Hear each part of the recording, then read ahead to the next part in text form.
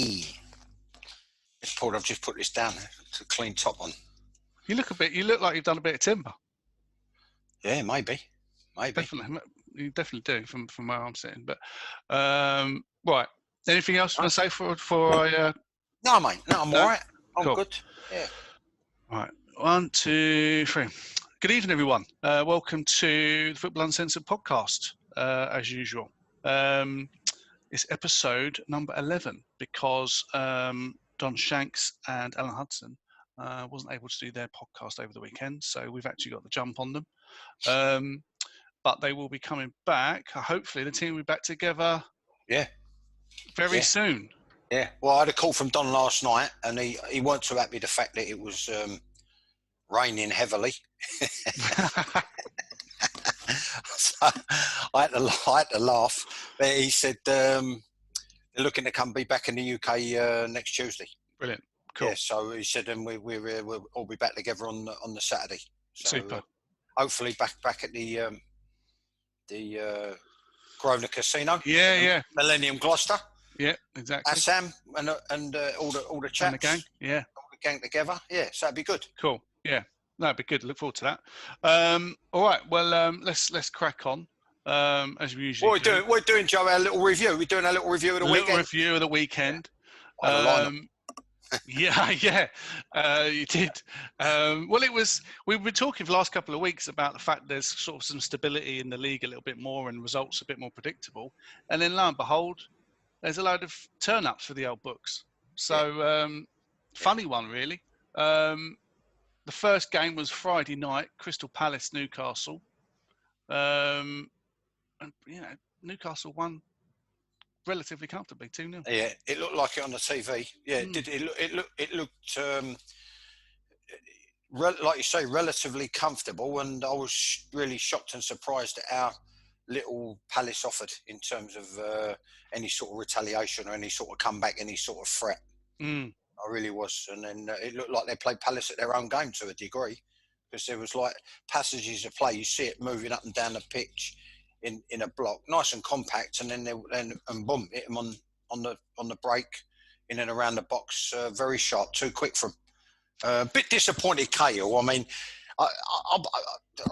maybe that's well, I'm not in it. I don't know. Only had non-league jobs after the Orient. You know what I mean? But I'd be screaming at him there. He's come out and he's meant to be a big area centre half. He's got X amount, 100 games behind him, Chelsea and all that.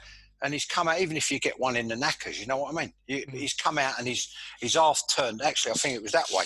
And I can't have it. I can't have if you're coming out. First of all, you've got to get up to the ball, get within blocking distance, and if you can, if not, you're not quite within blocking distance. If you take one in the face or in the midriff or in the in the Jacobs, then so be it. You know what I mean? But then he's ended up and he's gone sort of through his legs, hit his heel, and deflected in the opposite thing to the way the goalkeeper was going. Yeah. So avoidable. You know what I mean? So avoidable. But he looked good from Callum Wilson, I've got to say. I was going to say, how influential is he? Because obviously Newcastle struggled in the last game when he wasn't available, and then he comes back in and then they win. They look decent and potent up front, whereas they looked impotent previously when he wasn't involved. So seems like a big player for them. Yeah. I'd have kept persevering personally, not because he's local to me. It's where he started life. I'd have persevered a little bit with Dwight Gale. Maybe in the grand scheme of things, fringe player. I think the French kid, with the one with the headband with the dreadlocks. Saint-Maximin. Yeah, he blows hot and cold, and no real goals ratio to speak of. Joel Linton's been disappointing. So really, the go-to guy's got to be Callum Wilson. Yeah, very important purchase by the looks of it.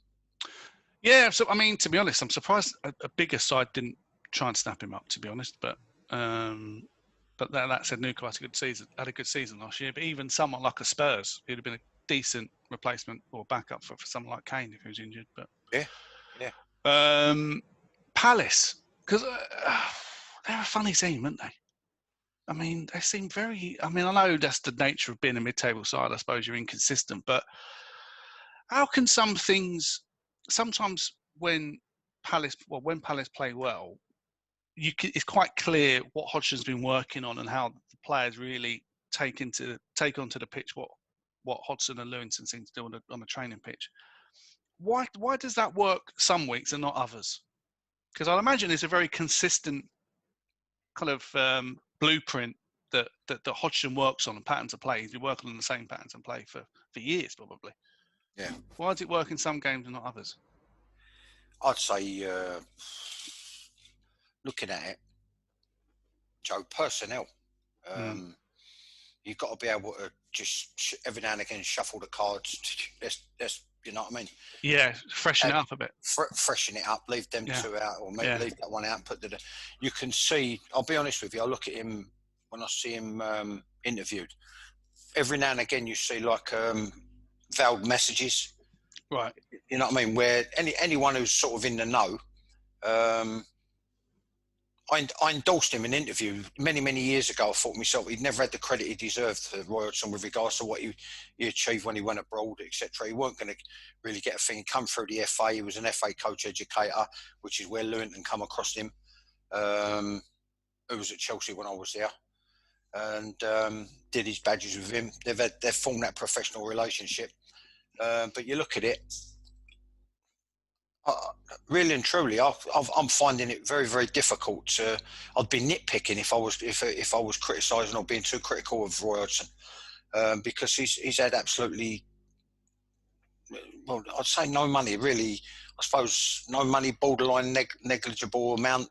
Relatively no money. Yeah, the other way around, relative to other clubs, and you can't keep, like we said last week, and so it came to pass actually with a couple of the games. You can't keep performing magic acts. Like the odd loan here, the odd little snip there. I think No, he's a good match. I think it's a great match. Yeah, but it's just funny about how maybe, like you say, it's just that freshening it up where players know what they need to do, but sometimes they just don't implement it, and maybe it's just like you say, just freshen it up and gets a bit staid, gets a bit samey, maybe. Yeah. Well, there's an underlying. It doesn't matter where you are. I was criticised for sort of going about it a different way, and I accept that criticism. But it doesn't matter what club you're at. There's always an element of like a fear factor if you've got any sort of professional pride. Going back to when I played, your biggest fear was falling out of the first team. Then your next biggest fear was like not getting a new contract. Then you leave a club where you feel part of it, or you enjoy it, or you like it. Sometimes circumstances beyond your control. You've got to have that competition for places. I've always maintained that. Having been through it myself and not able to put things into place where there was a good squad and competition for every place. You could see how important, how valuable that is. It's critical. It's absolutely critical to have competition for places and put players under pressure. Yeah, they ain't got that at Palace to a degree. No, I suppose there's the team, barring injury or suspension, picks itself. Yeah, it picks itself. I mean, you can more or less name his ideal starting 11. Where probably the opposite end of that is somewhere, look at other places like Man City, for instance. He could go out by the world's best players, what he perceives the world's best player, what he perceives the best player for the position. Money's no object, etc. You've got two, sometimes three players for every position. Yeah. Just going on to the next game is a Brighton draw with Liverpool. Yeah, I got that one wrong, didn't I? That was one that I think I had a bit of a line, or I think I lost 5-3. Calling results, the ones that I did try and call, I thought Liverpool win over there at Brighton. Well, I was going to say, is Graham Potter the most underrated manager in the league? Well, he's not doing himself any harm, is he? No. He's he one of these. He gets overlooked, doesn't he? He gets overlooked. No one talks about him. I'm not. Listen, some people could accuse me of being having not being open-minded enough, a bit old school, a bit dinosaurish. I mean, all this, you was talking about degrees in this and degrees in that the other week. Someone's got a degree in psychology. You say this geezer, he's got a degree in something, emotional intelligence or something, or emotional something. Anyway, I think it's all about what you do on the coaching field. It just throws the question up. I mean, they're doing all right. You know what I mean? There's good acquisition in Lallana. They've got fairly settled back players, fairly settled midfield players, left over from Chris Hughton regime, which was left over. A few of them were left over from the regime before. Dare I say it, is he doing any better than Chris Hughton did? You know what I mean? At the end of the day, if they maintain Premier League status, I think that's a result. Yeah. That's how I feel. That's how I feel about Brighton. That's how I feel about that. You know, it's that type of club. Yeah, agreed.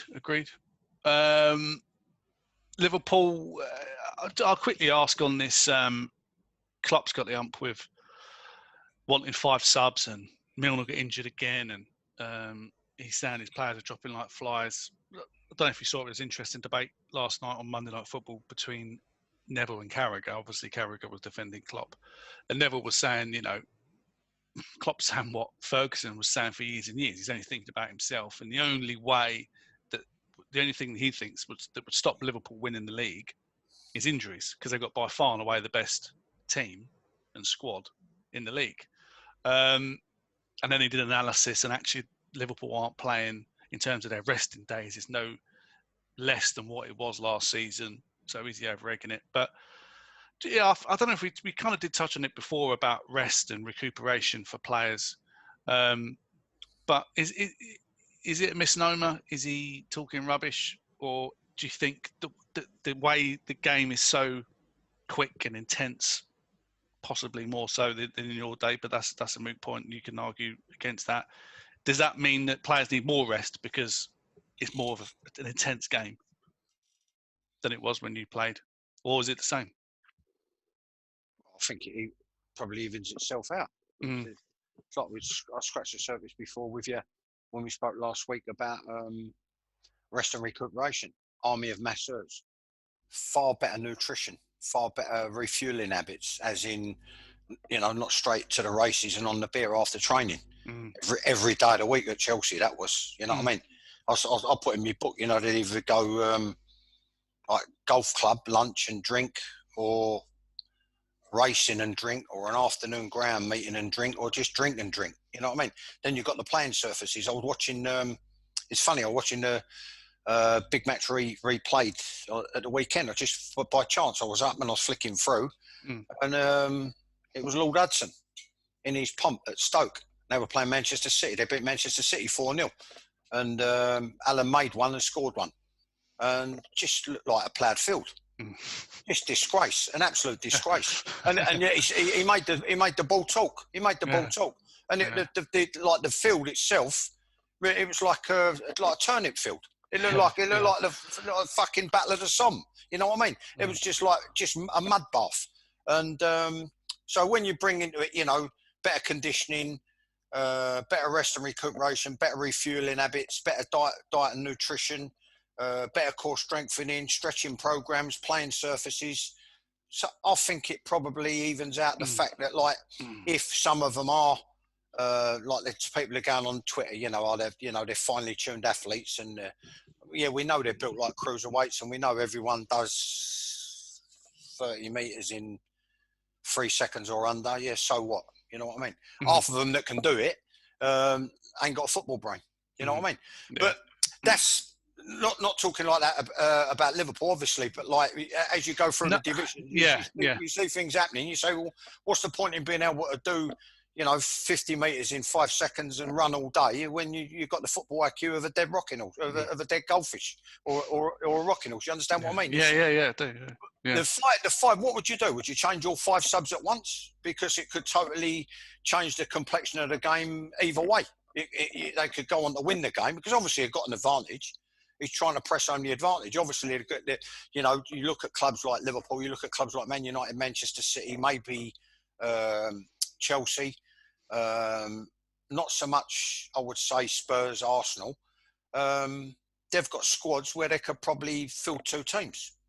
You know, so where does it end? Where does it stop? Where does it end? And would you want to change things too much? I just think it's deflection.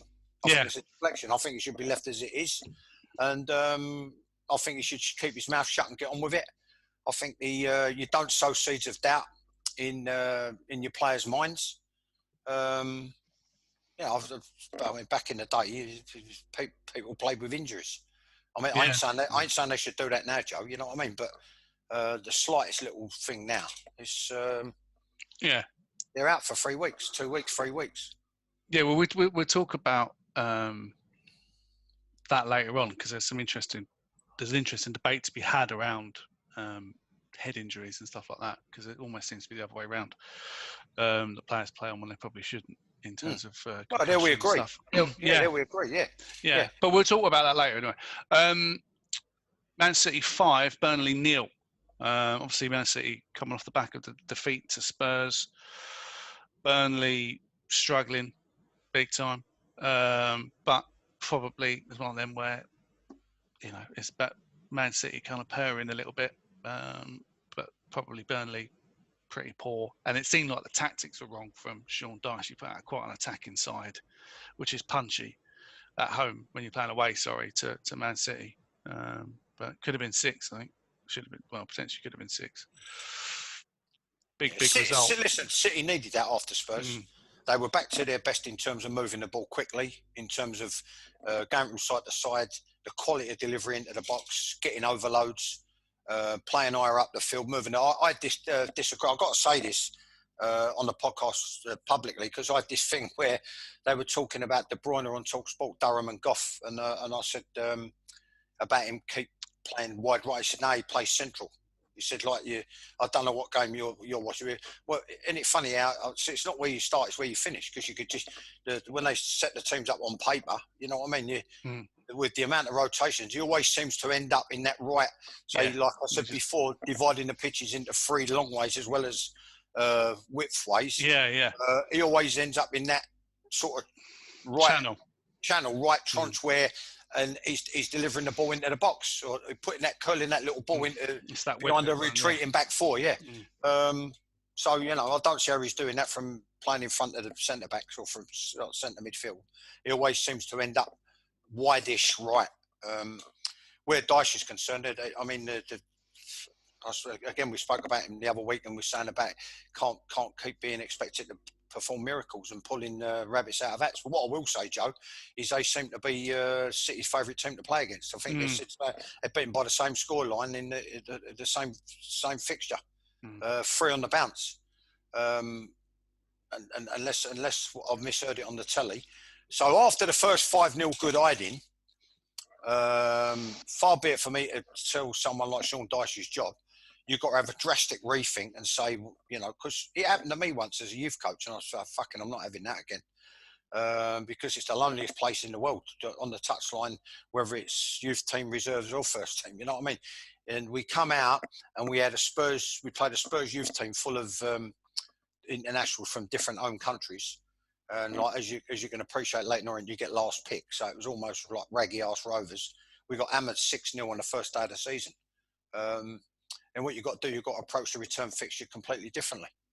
And I did. And I bloodied a lot of first-year apprentices in. We ended up, we drew the return fixture 2-2 after taking the lead twice. So it was a big turnaround. Now, in relation to first-team football, that's exactly how you should approach it. If you've got a thing that you're playing a team, you know, really, listen, when they're on blob, like you said, fair dues. He always he always gives a very honest summary. You know? And at the end of it, he said, like, when they're like that, when they're in that mood, there ain't many teams that are going to stop them. But you can set yourself up to make life difficult. And I don't know, maybe how can you say tactically naive? You can't, because he's a survivor. You know what I mean? It's just strange. He's been an established Premier League manager for seasons now. But what I would say is, after the first 5-0 clump or 6-0 clump, wherever it was, and then they got another 5-0 clump in the same fixture, right? Me personally, after the first one, I'll be thinking, I don't want that to happen again. But it did happen again, and now it's happened the third time. So there's got to be a steward, you know what I mean? With regards to how you set up. But yeah, I mean they were banging form City. They're starting to just now pick up a little bit of. They're starting to go through the gears, as we say. Yeah, definitely. It's funny. Obviously, Stones played. Obviously, He had a good game. yeah. I mean, I suppose it weren't too much of a difficult test for him, but What is it though? Podcast 2, podcast 3. We've had everything. If your England's, your Southgates, your Grealishes, your Ollies, your Man United, me and Alan getting at it over 2 episodes. If you go back to one of the early podcasts, I said if he's helped, if he trains right, if he approaches it right, Stones, all is not lost. Right? If you go back through the podcast, episode whatever it was, 1, 2, 3, maybe 4, I don't know. I just needs help. Don was talking. I just I said all he needs is a bit of help, and he can come good again. And I thought he was outstanding. And what he done well is actually when I've been critical of him is when he don't sense danger quickly enough and get in what you might call like a couple of coaches they used to call them like hot spots, so like sort of central area penalty spot, second 6-yard box, ball arriving at near post, ball arriving middle of the goal, depending on where the delivery is coming from. The closer you get the byline, right, when you're playing, the opposite is, right, if the attacker's getting close to the byline or the wide player's getting close to the byline, more or less, I'd say 99% of the time the ball's going to be stood up. So it's going to be in the second half, like, beyond the penalty spot, towards the 6-yard box, and then the deeper you come, the more likely that the delivery is going to be near post or penalty spot. Well, he sensed that superbly, I thought, in that game, and edited stuff away, cleared stuff, deflected stuff, and I'll tell you what, it bodes well for England, because I'm looking at Tyrone Mings and people like that. I'm thinking they're not the answer.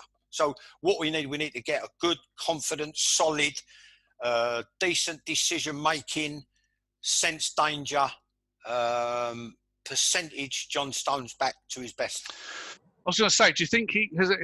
Well, I guess it remains to be seen whether or not Pep will start playing week in, week out. But obviously, Barkley is an interesting one where Frank's obviously said, look, you're not going to be playing every week, and they put him out on loan to Villa. And I know he's injured at the minute, but he seems to be striking up a lovely partnership with Grealish, which is good for England and good for his confidence. I wonder whether come January, whether Stones should be really looking for a similar sort of loan move to get some games under his belt, given this Euros next year.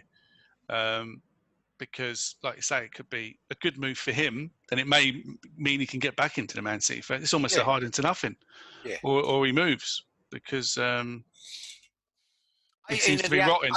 18 of the happiest months of my life. I resurrected myself after 5 good years at Chelsea. Then the last year was absolutely diabolical under Jeff Hurst and Bobby Gould. My confidence was shot to pieces. I was completely fucked. Off the field, I was all over the place. And sometimes you can't legislate, because along came someone called Peter Anderson, and in no way, shape or form could I convince him that I should form a partnership at centre-back with someone like Dave Martin, or even when he wanted to buy Sam Allardyce, form a central centre-back partnership with Sam Allardyce. So sometimes you have to draw a line under something. And the night I left, me and my missus sat in the stand, and we both, I'm not ashamed to admit, shed a tear. I was choked. Sometimes it's forced on you. If I'm Stones, though, I say, you're at one of the biggest clubs in Europe, if not the world. You're supposedly playing for one of the best coaches in the world. You've got to try and convince him, because he's signed a new 2-year deal, because he said he feels at home there. It's where his friends are, as in the manager. Well, from a player point of view, that could also be the case. And there's absolutely no reason why he can't stake a claim for a regular first team spot again, and maybe learn off of the people that he's bought in for 64 million. Yeah. You know what I mean? If not, then quite rightly what you say, draw a line under it. And there's clubs up and down the country crying out for a decent centre-back. Oh, yeah, not much. I think Spurs could still do with a decent centre-back. I think Chelsea could still do with a decent centre-back. Arsenal could still do with it. West Ham could still do with a decent centre-back. So all the London clubs, surely they'd all be in for it. Yeah, definitely. I think he'd be an asset to anyone, but he's got to be at his best. He's got to be kept on his toes. If I was managing him and coaching him, I'd be working with him every day, 20 minutes on his own.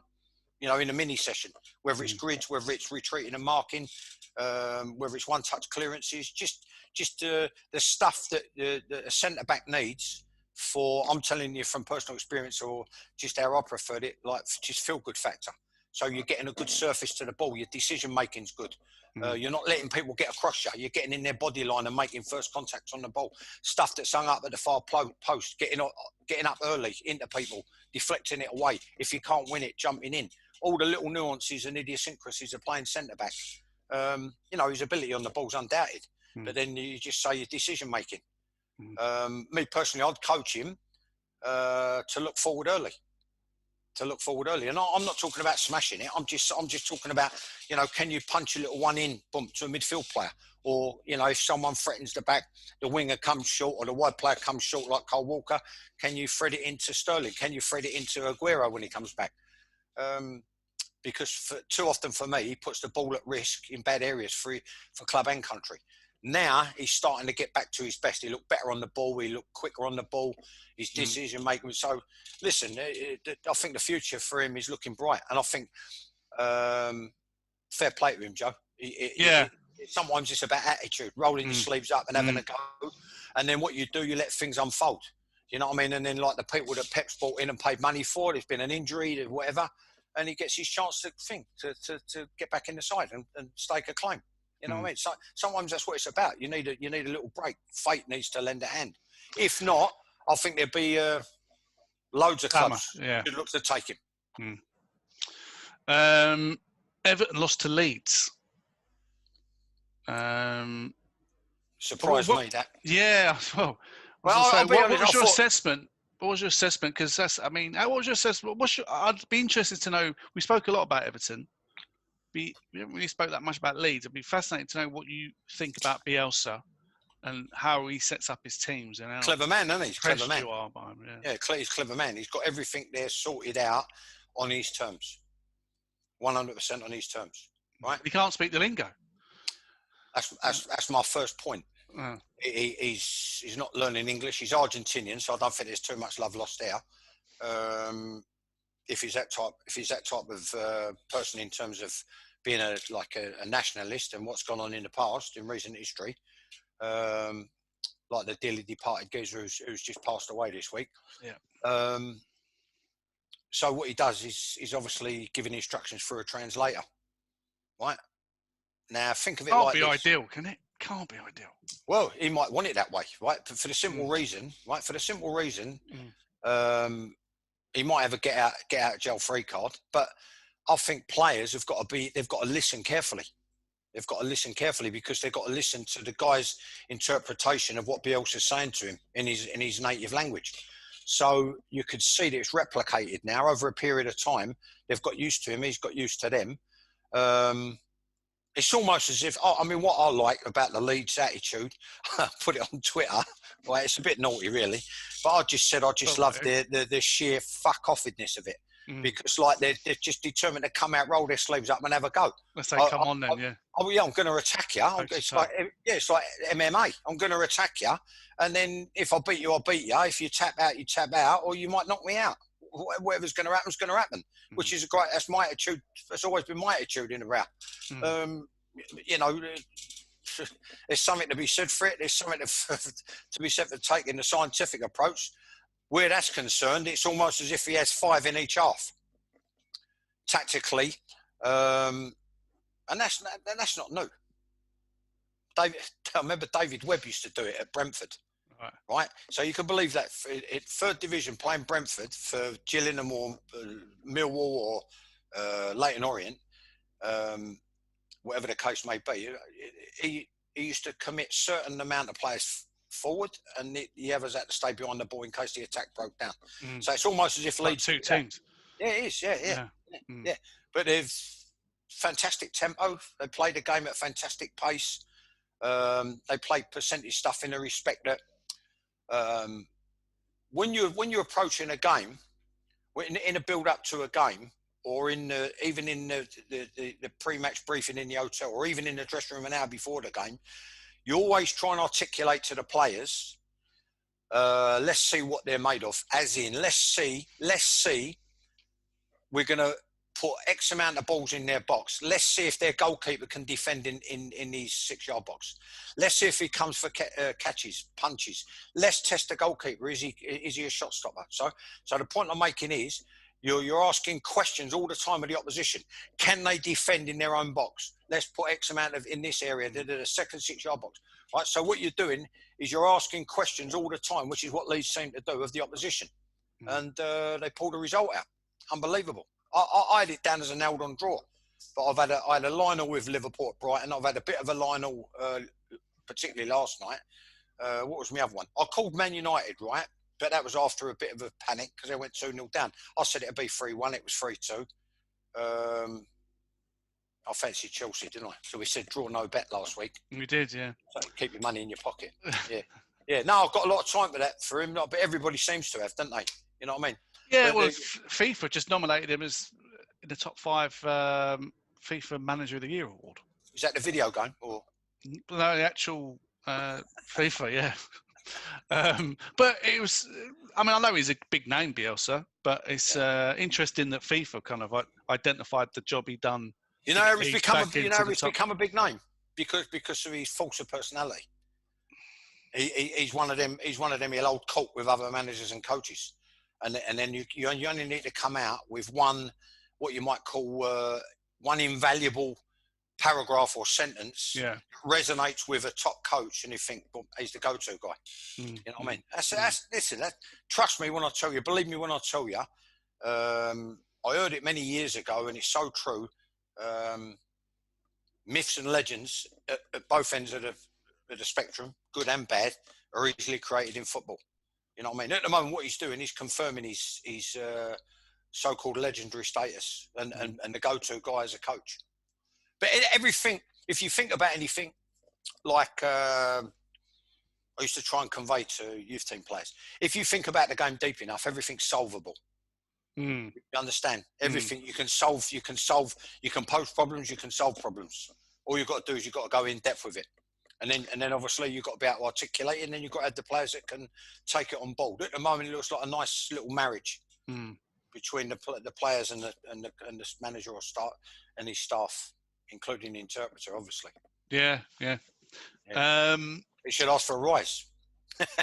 Well, the interpreter. Bloody hell! Remember the one at Chelsea? He pretended he was being. Who was the manager? It must have been the Brazilian Scolari. He used to pretend he used to interpret it, and it was all nonsense. Remember? Nonsense, that fella with the grey hair. Yeah. And the red face. You go to the back. You go to the back post. He wants you at the near post. Scolari's on the side having kittens. I never said this. You can imagine, can't you? Oh God. The other game on last Saturday was West Brom, Sheffield United. West Brom nicked it. Another one I got wrong. I thought Sheffield United to get a result. I had to get a result at some point, but they cannot score. I mean, it's their forwards don't score goals. I mean, it's almost like in their MO. Their MO is don't score goals. When you're down there, that's what happens. It's when you're down there. We had a couple of decent results, and we had one in the cup, a few in the league. One that sticks out is Peterborough at home. We give them an hammering. Actually, I was gutted we never kept a clean sheet. We beat them 4-1. It was a kid. I had an idea. It was actually a right back / centre back in the youth ranks under John Gorman, and then the reserves. And then I'll let him. What I've done is I've put a few sessions and built them around him. Without him really knowing that I was going to try and take him back to days of yore when he had the odd out in a centre forward in the youth team. Kid by the name of Mark Warren. And then I said,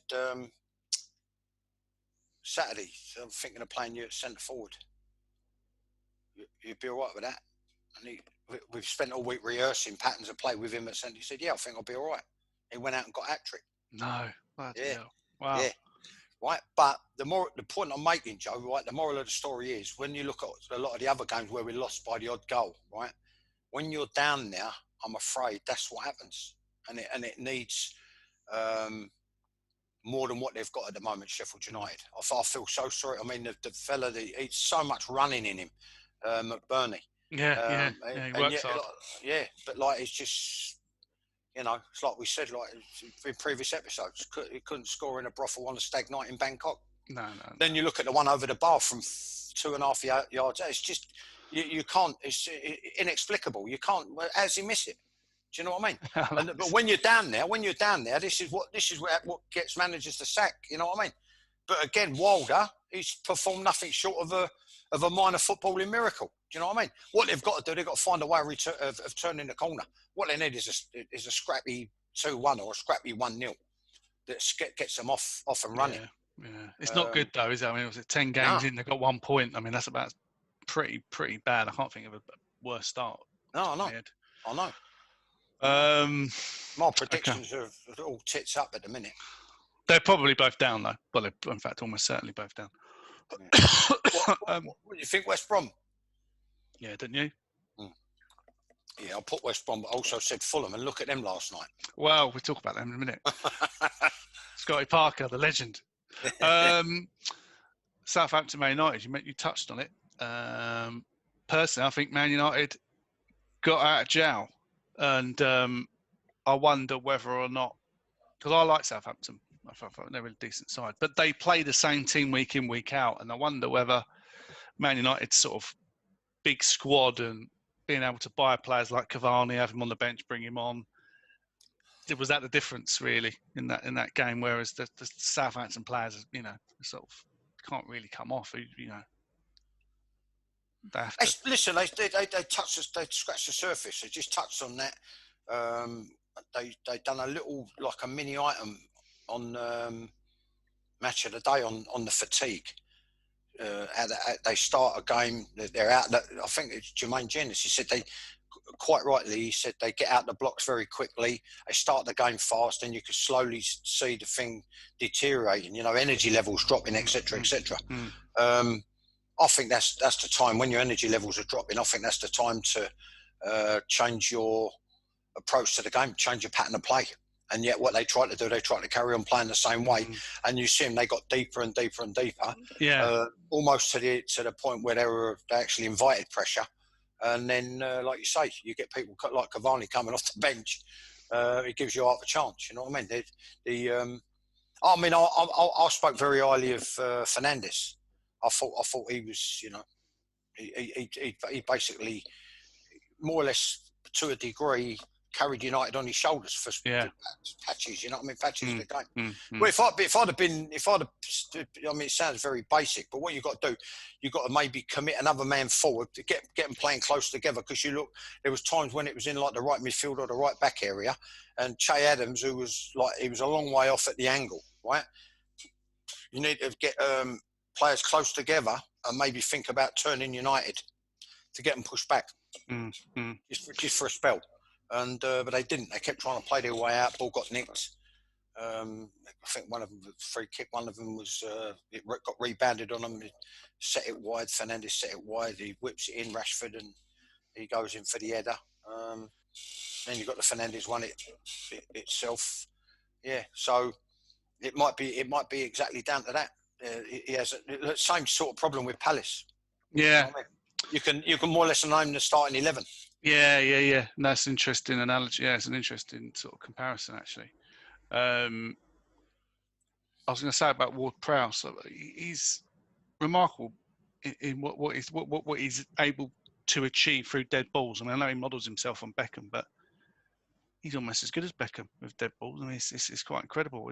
I think could be a good asset for England, not necessarily as a starter, but you think about tournaments. Well, I'll put him ahead of Winks. I'll put him ahead of Winks all day long. But it's just different people's different opinions, different managers. That's the game, Joe. That's like you've got supporters, so some of them are quite knowledgeable. They've dropped down, or they know what they're looking at. Some of them know more what they're looking at than some of the people in the game know what they're looking at. But it's the same in the game. You've got different managers who've got different opinions on different players. And my opinion would differ in certain aspects from the geezer who's at the top. He's in the chair. He holds the top job in the country, Gareth Southgate. I'll put Ward-Prowse well ahead of Winks in every department. I think he's got a bit of gamesmanship about him, a bit of professionalism about him. He gets up and down. I think he's a little bit more creative, and then he's got that asset that Winks hasn't got with regards to the dead ball. I did see I thought that was nonsense. The article. He's normally very good. Maybe he did it a bit tongue in cheek. There's a guy who writes in one of the tabloids, and he said about it was as a consequence of Clive Woodward's stint as director of football. Yeah. Right, okay, yeah. And they done a shot. There was a shot, 2 stills. There was one of our Johnny Wilkinson. I know he's left-footed, and he addressed the ball. And one our Ward Prowse addresses the ball, and their body shape was very similar. But I assure you that's just coincidence. The rest is cobblers. Yeah, so I think it might have been done a bit tongue in cheek. But but he's an old school centre midfielder, and actually a bit of a dying art, isn't it, to be a box to box centre midfielder? Win your tackles, good distributor, gets forward. It's very rare these days. You're either defensive or attacking now. Yeah, well, he sort of falls between the two, which is like you say, it's a dying art, and he contributes goals. You know, you can never undersell the importance of such a contribution, because I always maintained it for in coaching, management, and even when I was playing. You've got to have as many goal threats from as many different areas as you possibly can on a football field. Yeah. So he pitches in. He more than pitches in. Moving on to the Battle of Stamford Bridge, the Cold War was more like a Cold War than the Hot War. But it's a very tactical game, I thought. It always would be, I suppose, when Mourinho's involved. What was your analysis of the game? I thought it was a good 0-0 to watch. Certainly the first half. I've got to sit up and talk about this because I nearly fell asleep watching it. I'll be honest with you, I thought both teams were too cautious. His degree in psychology came out. Mourinho saying the best thing I can say about the game is, obviously I'm paraphrasing slightly, is that I've got players in the dressing room who are disappointed. And he's trying to, it's fucking boring. Don't insult my intelligence or anybody else's, you know what I mean? He's trying to play down their chances of a Premier League title. He's trying to play down their current position. He's saying we're ponies amongst thoroughbreds and blah, blah, blah. Me personally, I wouldn't do that. If you look throughout history, successful teams, or maybe he thinks that's why they go Spursy. If you look throughout history, successful teams, it's about keeping the myth and the legend and the belief and the compliments and the building up going, keep building. The hype. That's the word, like in terms of each individual player and as a team and as a club. Keep the hype going, so you say, you know what I mean? You've got to believe this. It's about time you started to believe in yourself. It's about time we started to believe that we can win a league. He's gone the totally opposite conservative approach. He's playing it down, and he's saying that we're just ponies amongst thoroughbreds. You know what I mean? Punching, yeah. So, but he's saying about the players being, well, why are they disappointed? They've won once there since 1994, 36 years. They've won. I think they've won one win in 36 years. Is it some of the statistic? Anyway, it's remiss of me not to know it, but it's something along those lines. Especially when you look at Zuma's diabolical play on the edge of his own box in the last minute of added time. They could have won it. I thought they were very conservative, very compact. I thought Harry was too deep again. They cancelled each other out. And if anything, I agree with Frank. His take on the game was, in terms of possession, in terms of half chances or chances, I thought Chelsea were superior. I thought the two Spurs centre halves were lucky to keep a clean sheet. I thought and that young kid, Rodan. Yeah, he looked a bit nervous. Made a couple of errors. He even admitted it. He got away with the 2 errors. And Dyer seems to be getting pulled all over the shop by Abraham. Which I said. I know. You did 3 episodes ago. Yeah, you did. I mean, I just think like he's playing a cagey game, Jose. You make your mind up. Tight margins, isn't it? Well, no, but he's saying, like, I've got players in there who are disappointed that only drew 0-0. Right? He didn't finish the sentence, but basically he's implying they're disappointed that they drew 0-0, right? At Stamford Bridge. In previous years, he said that would have been a good result, but they're disappointed, right? And then on the other end, he's saying, well, we're a team of ponies. Yeah. And he probably played for a 0-0. Probably set his team up for a 0-0. Yeah, but what one is it? No, what one is it? Are you a team of ponies who are going to be also rans amongst the thoroughbreds? Or have you got a squad that are disappointed to draw 0-0 at Stamford Bridge? You know what I mean? After one win in 36 years. Yeah. You know what I mean? What one is it? So all the degree in psychology, as you said to me, I didn't know he had that. But if that's what it amounts to, then I'm underwhelmed. Better result for Spurs and Chelsea, though. So I suppose he come out slightly on top. Yeah, it's how they do against the other league within the league. It's how Spurs do against the Liverpools, the Man Cities, the Man Uniteds, the North London derbies coming up. So it should be a walk in the park, that one. But wait and see. Listen, we'll see. I've been around 48 years. At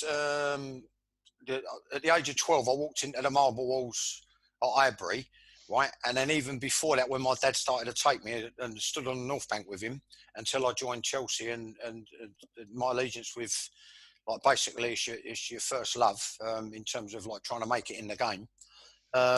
One thing I can tell you about Arsenal is that you can never underestimate what's going to turn up in terms of resilience. You know, they're probably at their best when they're backed into a corner. And every Arsenal team that I ever came against, you knew you had to be switched on for 93, 94, 95, 96, 97 minutes because they would go right to the death. And I'm talking at every level. Well, it's funny. Couple of good idings. One good iding. One good iding on a Good Friday at Highbury. Then we had the return fixture at the Bridge, and then we drew 1-1. But you knew the game could have gone either way. We played better that day, and we had the better of the game, the better of the chances. But you knew that they would keep going to the end, and you couldn't switch off for a minute. So, you know, they could. Well, it brings us nicely onto to Arsenal. Spring a surprise. They could spring a surprise, Joe. Yeah, but Merson, who obviously was Arsenal through and through, made a funny comment, I thought, on Soccer Saturday. Was he said that Arsenal are no longer the Arsenal. They used to be the Arsenal, precisely because of what you just said. They were the Arsenal. Yeah. It was hard to beat the Arsenal, or the Arsenal win again, 1-0, whatever. Yeah. Now they're not the Arsenal anymore. They're not resilient. Let me tell you something. He gets paid a lot of money for that. And how fucking long is it taking him to work that out?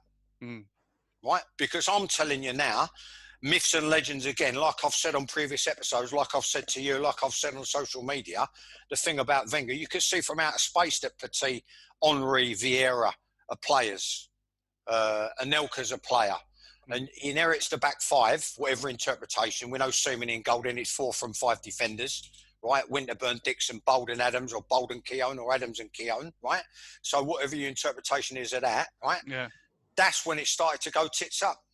As standards dropped, and they had the creme de la creme of Europe, players from teams that won the European Championship and the World Cup at international level, right? The creme de la creme they had in one side, right?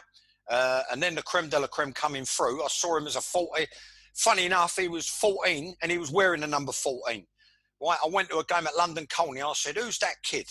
And they said, "Why?" I said, He's gonna be a fucking face. This kid, what a player he looks. He's gonna make it in the game big time." It was Ashley Cole, right? So what I'm telling you is, you can see from outer space. It's not a science in terms of like bionuclear physics. You can see when someone's got it and when someone ain't got it, when they're going to be a player, when they've got these attributes, right? So the point I'm making is, from way back when they stopped being the Arsenal, right? And I'm saying to you, well, how many years has it taken him to work it out, right? But what I will say in defence of Arteta, he won more trophies in 35 days than they'd won in the previous 3.5 years. Now, all of a sudden, they're fucking cutting him off. I'll tell you, Merson and anybody else with regards to about them being the Arsenal, right? What they've got to do, they've got to get over themselves because they've always been an arrogant club, right? I walked in the door at 12 years of age, right? And sometimes justifiably, most of the time not the case. They've always been a very arrogant club, right? And what I will say is this, get over yourself because there's other players at the table now, right? They're coated off Roman, one of my old clubs, right?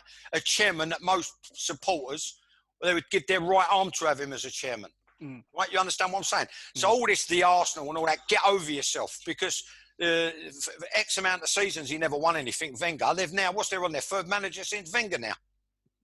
Is that right? Second, isn't it? And I think it's just the Spaniard before. Emery. What, after Wenger? Who's the one? Yeah, you know Emery when it took over from Wenger. Right. So the bottom line is, if you look at Wenger's legacy, then you look at the pigs that Emery made of it, right? And he gets weighed on nicely. Wenger gets weighed on nicely. It's just immaterial. That's just the culture as it is, right? They're now on the geezer who he captained them to an FA Cup win. He's got his own methods, his own faults. He's been a student of the game under different managers. He worked at Manchester City.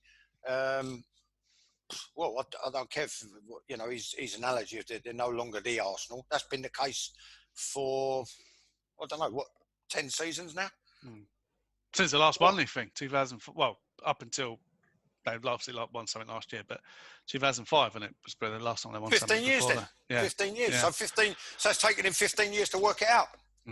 For Merson to work it out, who's normally as sharp as a carpet tack, right? But what's got to happen is they've got to decide what culture they want. I'm telling you now, right? I'm telling you. The problem is not, this is my belief. This is just my opinion. It's just my belief.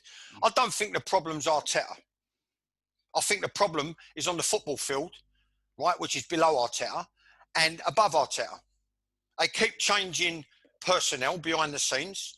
One minute someone's a technical director, someone's a director of football, someone's a recruitment officer.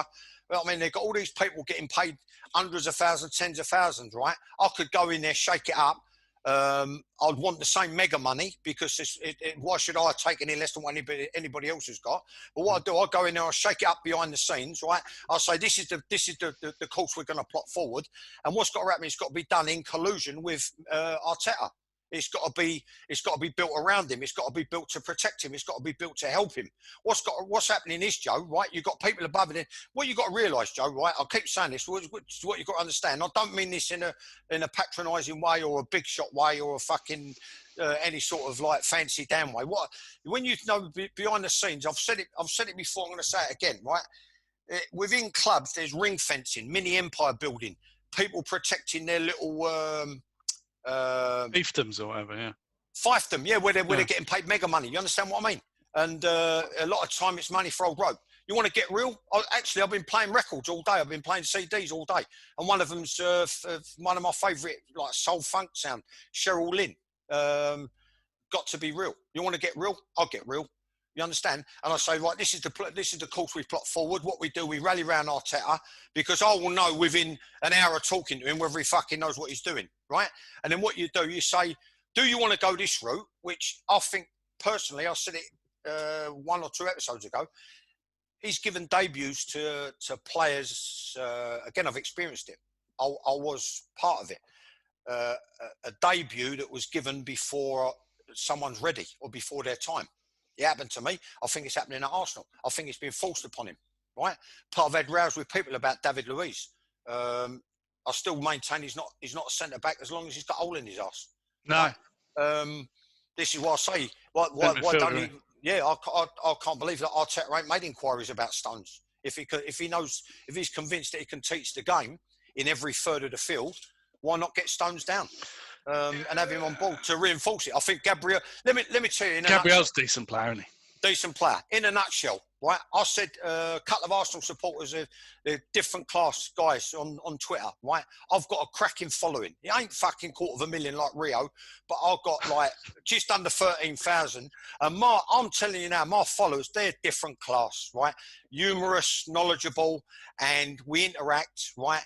And they asked me a question, right? Because and it's nice because it's like they want an insight, they want an answer. Yeah, yeah. And they said to me, "What do you think about the goings on?" Said the thing. So I said, "Listen, let's go through the side. Goalkeeper for me, tick. Left back, I think for me, tick. Gabriel, tick. The rest of the back four, forget it." So in a nutshell, right, the same areas that needed addressing under Wenger still need addressing now. Centre midfield, name me one player that you can clearly define. He's an assassin. He screens the back four. He's an enforcer. Emphatic, no. Name me one midfield player. He's different class, on an Hudson scale, like I saw him play on the thing the other Saturday, Manchester City, Stoke 4, Man City 0, right, where he absolutely made the ball talk, scored one and made one, as in creative midfield player, can see a pass, can thread it, you know what I mean, can get you playing, give me the ball, lend it in, get it back, give me the ball, so you get a bit of momentum and a bit of rhythm going, you understand, and you're building through the 3/3, slowly, pushing the opposition back, patient, but you're dominating and dictating the game like Hudson did, right? In that game. Then you look at the front two, well, he don't play them together. Aubameyang and Lacazette, so he's playing with one. So I said to him, you've got two cracking forwards that are not being utilised together, right? That's the first thing, right? I would play them together. That's the first thing. Second thing is you go, right, let's work our way back, right? Let's look at what we can do to do damage to the opposition. These guys thrive on play in and around the D, and they thrive on play from crosses into the 6-yard, second 6-yard box, right? So you've got to change the formation. To help Arsenal win games, what I think they need to do, they need to change formation and concentrate on getting the ball wide. Their best player on the ball, most creative player on the ball, is over 30, and he came from a London rival because the London rival, Chelsea, won't give Willian more than a one-year contract. And for me, he's their best midfield player. He's their best player, I think. Listen, I'm not being biased because he's ex-Chelsea. I'm just saying it as it is, how I see it. You know what I mean? So if you look at the rest of the Arsenal midfield, who's going to pull a rabbit out of an hat? No, you know it's only Willian, yeah. Yeah, it's only Willian. You got Ozil, he's not even in the squad. What's all that about? I mean, do you reckon that's the goings on behind the scenes, or do you think it's? I mean, it's hard to say. It's hard to say. I know, but isn't it a strange decision to not have him in the squad? No, not to me. No, not to me. It's not. No, because I'm looking at Arteta, right, and I'm saying Arteta's got an ideal way of playing, right, and within that ideal, right, Ozil don't fit, right, and I think it's about moving the ball quickly, not being overindulgent. What's this woman done? Is that the blower going? Yeah. It's rung off now.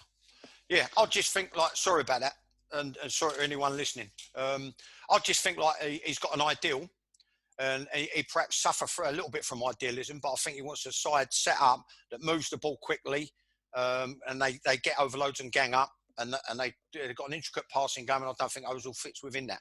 I think he's, as a player, under too many managers, he's far too self-indulgent. And like he used to call him on when he used to do the late night shifts in the cab, listen to Cundy, Goldstein and Cundy on the sports bar, he said he's a flat track bully. And I agree with him. He'd play well against the Norwiches and the Stokes, but then and the Stoke Cities and like the Norwich Cities and you know what I mean. But you put him like a Man United or a you know, a red hot London derby like Spurs Arsenal or Chelsea Arsenal, and he goes on the missing list. Do you know what I mean? Yeah. So, no, I do. I think he's a 350 grand liability is what he is. And what they should have done is they should have found a way to pay him up a percentage of his contract and then let the club that he's going to pick up the rest of the tab, because that can only be a bad thing, having him around the club. We've got to move on from this, but I did want to. I noticed that Aubameyang looked extremely disinterested to the point where his performance was embarrassingly bad. I studied him, and he didn't. There was one header. I don't know if you saw it. Went for a header. He almost had a free header about 12 yards out. He turned his back on the ball. The ball hit the side of his head. Yeah. And just bounced to the keeper. Did you see it? Yeah. It was the weirdest thing I've ever seen. Listen, when you contrast it with that's players now. That's players now. It's not all players, but it's players now. So it's up to you what your interpretation of the percentage. You know, if you contrast it with the first game that Arsenal played after the first week under Arteta and his coaching, the difference in the levels of energy, tempo, intensity, it's like light years away, polar opposite. And I just think like there's too many there. They've got to get over themselves. They've got John, to get over themselves. if you as a manager and your best player was performing like that, you'd have to get him off. I mean, because if you're leaving him on, he's almost showing the rest of the team, I could do what I want. You know, the manager ain't going to pull me off. Everyone, listen, to a massive degree, right? It's sort of mugging you off, isn't it? Yeah, the dividing line is like that. Like the Greeks, they got like that, like that. It's nothing. It's gucha, right? Which is it's a bean. It's nothing, right? My missus does it to me all the time when if I get on her nerves. Anyway, they're bigger people than me. They're bigger and clever and better people than me because they don't allow their frustrations to manifest. They bottle it up, right? And all the top paid managers, it's about they're getting paid for their personality.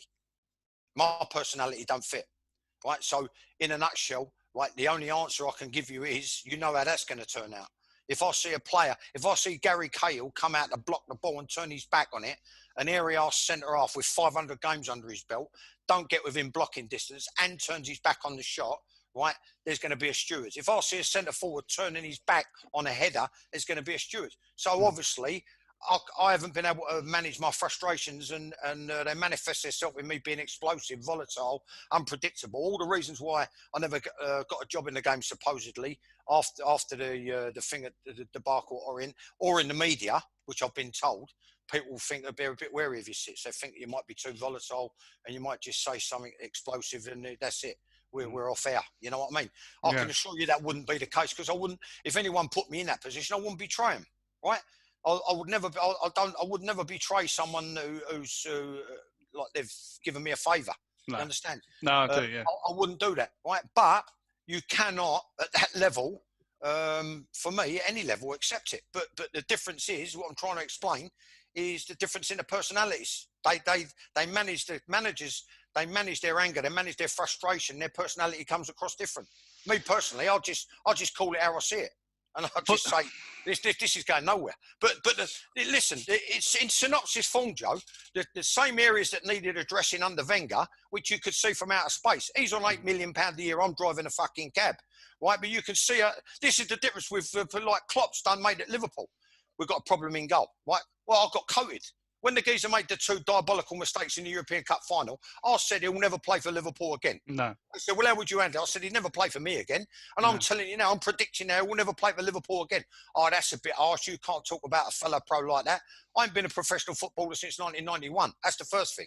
Second thing is, you asked me my opinion as a manager or a coach. You're talking about a laughable under-13 mistake in the European Champions League final, right? So, fuck off, tablet, straight away. Right, you got. So what is it? What they do is they phase him out the door, ease him out the door, and they send him to Turkey. Right, they send him to Turkey on loan. Right. Well, I was right, wasn't I? Yeah. What does Klopp do? He says, "Well, in goal, we're fucked. Right, we're sending him to Turkey, but you've got to buy a goalkeeper." He buys a goalkeeper. Next problem, we're having problems here. Centre back. Right, okay. What we do, we tap him up. Then you've got 6 months of to and throwing and an apology to Southampton. In the end, they pay 75 million for the centre back. It now looks cheap because to someone they give 85 for Maguire. They won the league. You understand what I mean? And they used the money from the sale with the geezer to Barca, right? So the bottom line is, the point I make is, the same areas that you could see from outer space under Wenger, this fucking genius, right? They're still the same problem areas now. They've got no real out and out engine in midfield, enforcer, stroke, screening the centre backs, stroke bossing everybody. Well, they still got Xhaka. They've got no creative. I mean, it's a disaster. Xhaka gives the ball away left, right, centre. I don't even know what era he belongs to. He wouldn't have even got a game in my era. No, he wouldn't have got a game in my era. I'll tell you, I played with a player better than Xhaka. They were talking about him today. Someone. He don't know as much as he thinks he does. I was listening to a podcast that someone put me onto, talking about my time at Orient and the goings on at Leyton Orient. The comedian and Leyton Orient supporter Bob Mills, right? It was quite amusing, right? He's a funny guy, but he doesn't know anywhere near half, not even half. Yeah, probably he knows 10% of what he thinks he knows with regards to the goings on behind the scenes. although it has to be said, I have to thank him for being very complimentary to me and very complimentary towards the way I played and the way and the circumstances behind when I managed there. But as a player, 2 players that get a mention, right? And they're better players than Xhaka, however you want to say it, right? Who I played with, Steve Castle, right? And Chris Bart-Williams. I'm telling you, way back then, they would equal and surpass him as an athlete, right? And they contributed far more in terms of being an enforcer, scoring goals from midfield, Bart-Williams being creative, Castle being more of a warrior, Brian Robson type player, but he would get on the end of stuff in the box. I'm at a loss to see what he brings to the party. They're not centre midfielders. I mean, they're talking about Ward-Prowse and how he's actually an old school centre midfielder. Arsenal don't seem to have had old school centre midfielders since Petit and Vieira. Listen, experience, Joe. Experience has taught me if I'm in Arteta's shoes. It's a simple question. You look at a player, right? You look at the videos. You look at the game on the Saturday from the touchline. You might go home and you might put a DVD on and watch it again. You might see the highlights on Match of the Day. It's a very, very simple question. What does this player bring to the party? That's all. And if you go through the Arsenal side, for me, they've got a solid foundation to build from. The goalkeeper, I think he's a cracking keeper. He looks like a cracking lad. I think the left back, cracking lad, looks like a good player. Gabriel, I think he looks like a good player. You can help him about bits and pieces. I think you can improve him, but he's another cracking player. Then I'm lost. Then I'm lost. I'm thinking to myself, the formation's wrong, the personnel's wrong, and there's too many things in the side areas that haven't been addressed since the Wenger days. Do you know what I mean? I know he won a trophy, but I think he's nuts on the block. Listen, he won the thing. He won 2 if you count the charity, right? So he won the cup and the charity shield. Yeah, but they put the silverware in. So sarcastically, they said he won more in 35 days than previous managers since whenever 2000. Saying what you said, right? But that initial new manager bounce has now worn off. So now it's what I said. It's time to get real. So I'm asking, like the pundits, like Merson, what planet is he on? It's taken him 15 years to fucking work out that it's no longer the Arsenal. Right? Okay, so some of us have been saying it. Some of us have been saying it. A general overview of football, which I'll give on my Twitter feed, right? A general overview on bits and pieces, other podcasts. Some of us have been saying stuff for, in this case, 15 years. In other cases, 20 years, 25 years, 28 years. Or when did I take my full badge? Started at 28. So I'm 61. So what's that? 33 years I've been saying stuff. Because you go into it straight away. I'll go in and I go boom, boom, boom. This is wrong. That's good. That's different class. I'll use that. I'll throw that away. That can be improved. That's how I worked. That's how I worked. Do you understand what I mean? So in terms of like coaching, in terms of the syllabus, in terms of how to set up a club, in terms of the way forward, in politics and blah blah blah, I just think like I've had informed opinions for over 30 years. Sometimes my mouth's got me in trouble, but this is not news to me. No, I forgot what I was going to say. I did have a question, but I forgot it now. What was it about? What was it about? Wolves? It was about Arsenal. Well, I haven't even asked a question about. I haven't even asked a question about Wolves, but Podence is a good player. Great goal, phenomenal goal. God, he's like mini Hazard. God, what a fantastic finish! They just keep producing players, don't they? Yeah, I keep finding them. Finding them. Yeah, different class. Again, I said, I thought he did marvellous. Frank, not taking anything away from last year, cup final, which like normally Chelsea, like they want to win them type of things. And the league position, got Champions League qualification. Marvellous job in his inaugural season. But if he never got it, I wanted Nuno to get it. I just think the way he teaches the game. And then there's... this is where I agree with Alan about the management side of it. It's about bringing together a collective, and I think Nuno's good at that. I think that's what Alan's trying to articulate, trying to explain. He's all for the management side. I'm more towards the coaching side. I think clubs can do without managers, but they can't do without coaches. From first team level all the way down to under 11s, right? You don't. You know what I mean? It's about teaching people the game. It's about revising that teaching. It's not down to management. When people sowed seeds in my head when I reading quotes years ago and I was listening to people like Sexton and Grady at Chelsea, Ken Shalato at Chelsea. And then they took their lead from like the Ajax of the early mid-70s. Then you've got the branches, you know, the offshoots. People like Cruyff, he says he learnt the game, and I think the Barca blueprint come from Rinus Michels, and he's talking about we don't need more coaches. We've got enough coaches. What we need more teachers. So what he's talking about taking it to that next level. That's where me and Alan differ slightly, right? What I will agree with, where Alan's opinions are concerned, is it needs someone to coordinate it all and pull it all together. What he's very good at, Nuno, is he seems to have created a collective where it's how it should be. When you defend as a block, and you defend as if your life depends on it. And I look at people like Cody, and he's not afraid to get a ball smashed in the mooey. He'll get one in the face, and if it saves a goal, he'll get up and he'll have a cold sponge and get on with it. Yeah. To me, he seems like a top boy and someone you'd hang your hat on as a manager or a coach. You understand what I mean? These are the type of people. That's where the good managements come in, because you see that and you pull it in. You pull them into the tent. You pull them into it's the best of both worlds, isn't it? The sort of Portuguese, sort of Mediterranean style of attacking play, tiki-taka, but with that steel, cold hard steel of an English side. Yeah, and when they break, do they break at pace? Yeah. I thought he was a massive difference when he created one of them. Then he tried. He's unreal, isn't he? He's absolutely unreal. All right, we've got to get on to the next game quickly. Leicester lost at home to Fulham. Who on earth got that result right in the country? I can't believe anyone would have predicted that result. Even a Fulham fan. I didn't. No, exactly. Even a Fulham fan. Yeah, I was trying to be funny, really. And my apologies to Fulham, and I had a laugh with a few Fulham supporters on my Twitter. They're good lads again. You know what I mean?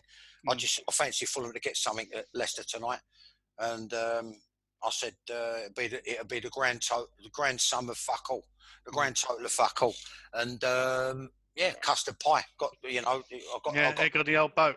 Got egg on the boat, yeah, and good, well done to him, Scotty Parker and his players. Do you know what I mean? And they showed big balls. One of them for the penalty, didn't he? Because I think he missed one last week, didn't he? Yeah, they missed it. This is matey is the same bloke. I forget his name. I want because I love Parker, as you may have guessed. What's your thoughts on him as a man and a manager? Because I think he's doing quite well. Not well.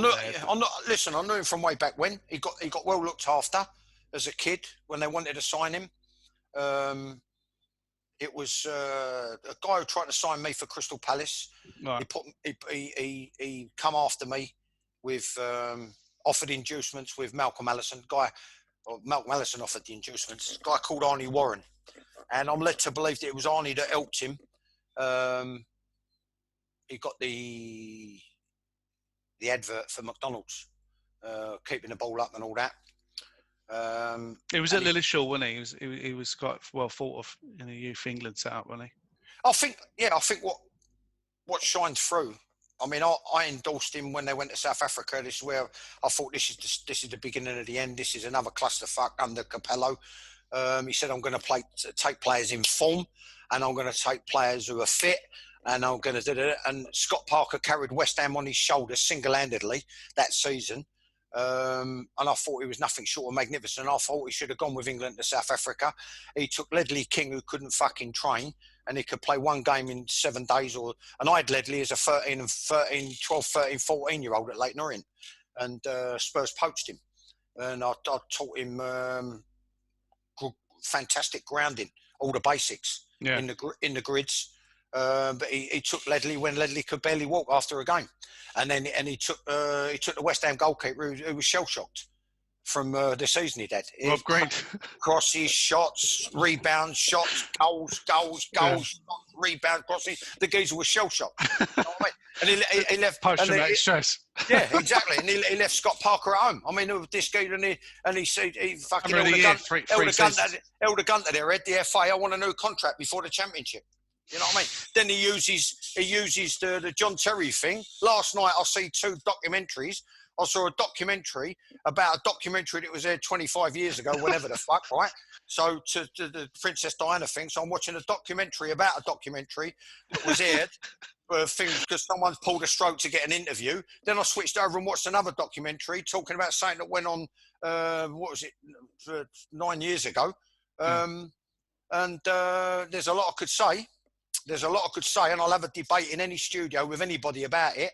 The one about Anton Ferdinand, but Capello used the thing with Terry as an excuse to bolt and get paid off after creating an absolute clusterfuck. But this is the problem at the FA. You've got like what I said before. How many million times now? Nearly as many million as TFL was spunked on Crossrail about the non-football people making football decisions, and their pants pulled down. He got a £20 million contract, paid up. You know what I mean? But this was the start of it. He's doing all right at Fulham, isn't he, Parker? Scott Parker, what shines through to me, Joe, is he's a winner, isn't he? His honesty. Yeah. Actually, that's what shines through for me is his honesty. And I'm looking at it, I'm thinking to myself, that seems to come across to the players. Integrity. Yeah. Yeah. Yeah. And it's the same as when he was a player. I mean, I don't wish him any harm. Listen, this would be, regardless of what he goes on to do, this would be the biggest achievement of his managerial career if he keeps Fulham up. Because he's had to clear up a mess, hundreds of millions wasted under previous regimes. He's come in, steadied the ship, then gotten promoted, right? After suffering it, taking it on the chin, which I've been in that situation, but I couldn't pull the rabbit out of the hat. Someone creates an absolute disaster zone and then walks away. You know what I mean? It's like fucking post-apocalyptic. You know what I mean? And what he's doing now, if he keeps them up this year, nothing short of magnificent. Well, Paddy Power will be gutted. They've already paid out. Paid out. Yeah, they paid out. Yeah. West Ham 2, Villa 1.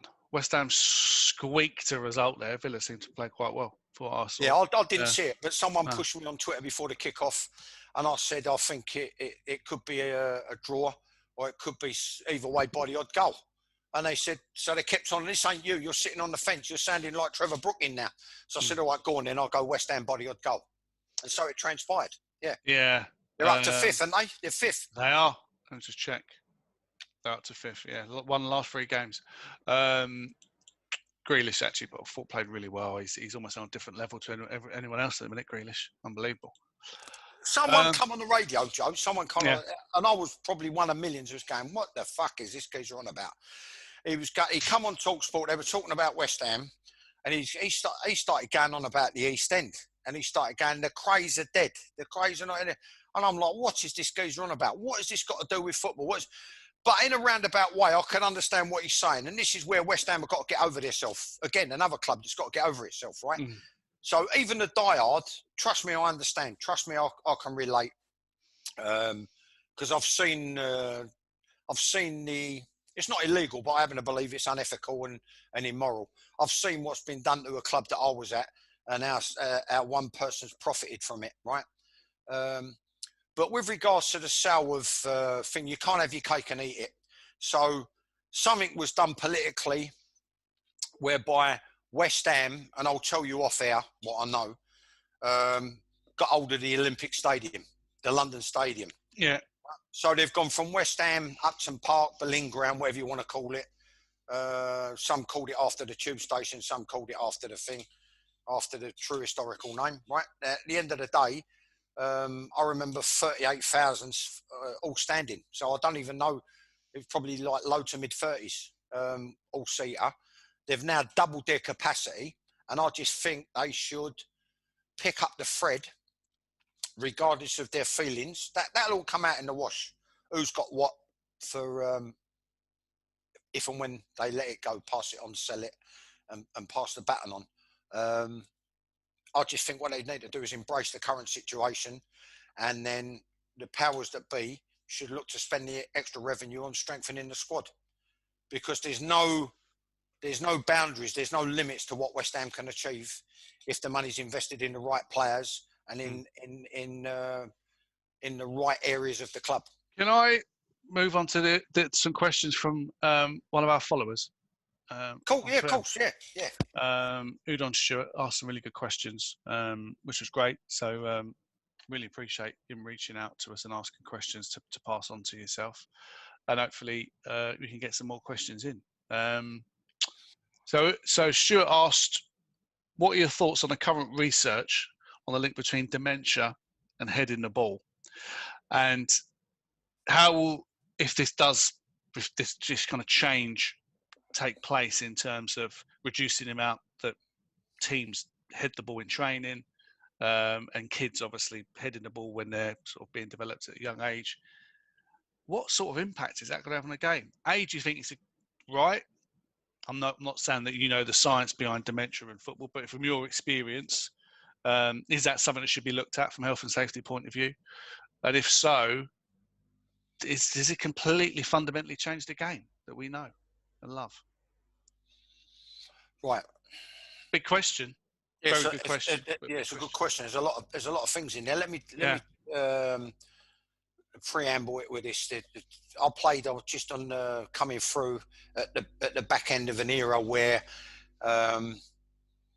if you played on a wet pitch, if it rained, if it was muddy, if it was which was most of the time not conducive to good football conditions or good conditions, the ball would get heavier.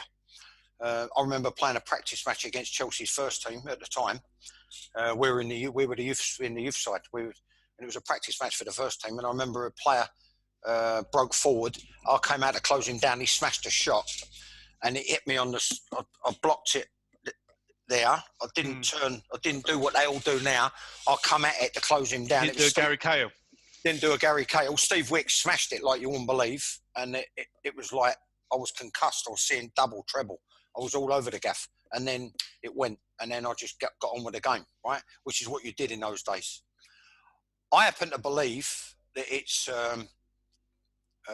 more relevant then than it is now. I don't think it's irrelevant now. I think that the people who head the ball now, right? And let me throw this in. I think it's a vital part of the game. I think it's a massive part of the game. I think it's a big part of the game. I think it's a great skill. It's a skill that I had in abundance. I think it's a great technique. It's a technique I had in abundance with regards to spring and timing, whether it was an attacking header or a clearing header. It was one of my main assets. I think it's a very, very important part of the game. And I think the difference between Joe then and now is people talk about the ball. They talk about the weight of the ball. They talk about how you can turn the ball. You can put, like what we used to say, put a shape on it.